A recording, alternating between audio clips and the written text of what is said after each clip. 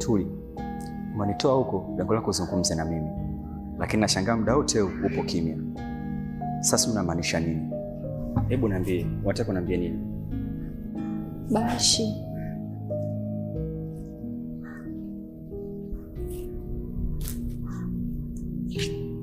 Bashi, mimi kuna kitu nataka kukwambia.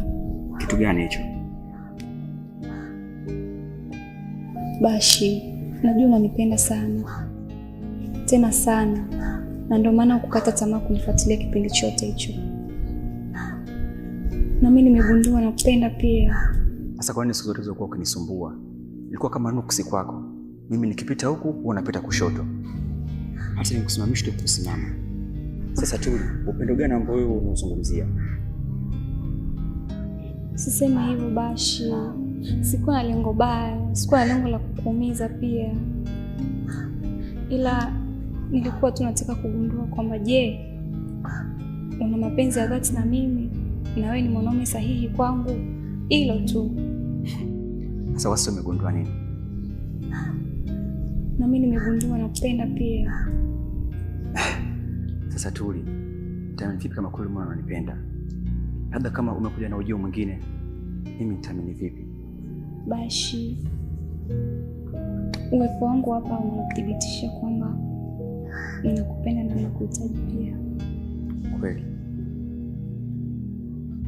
Basi sawa. Nashukuru sana kusikia.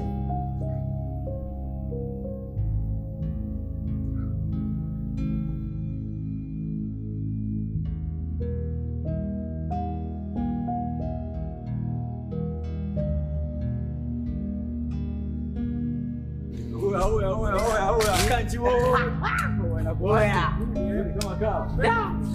Wewe mwanangu. Mbona uko na wapi sana leo? Nini kinaendelea? Na alipochangamka leo. Wasema nini? Hodi sema na mtu mmoja. Ndio ndio mama. Hivi? Njoo baba. Oya, napilipili hizo. Jenga. Kanji ndugu yangu. Kuna demu kuna nafikiria kwa muda mrefu sana. Sasa leo kanasa mwanangu. Kwa hapa mimi yangu kitu hiki kimoja geto tu ndugu yangu. Nisaidie geto. Kwa nini? Yaani yule demu anasikizia mimi tu. Mwanangu, tatizo hili moja. Nina mtoto.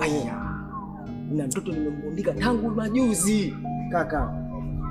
Lakini nini? Usiwaze. Kuna mwanangu apindui.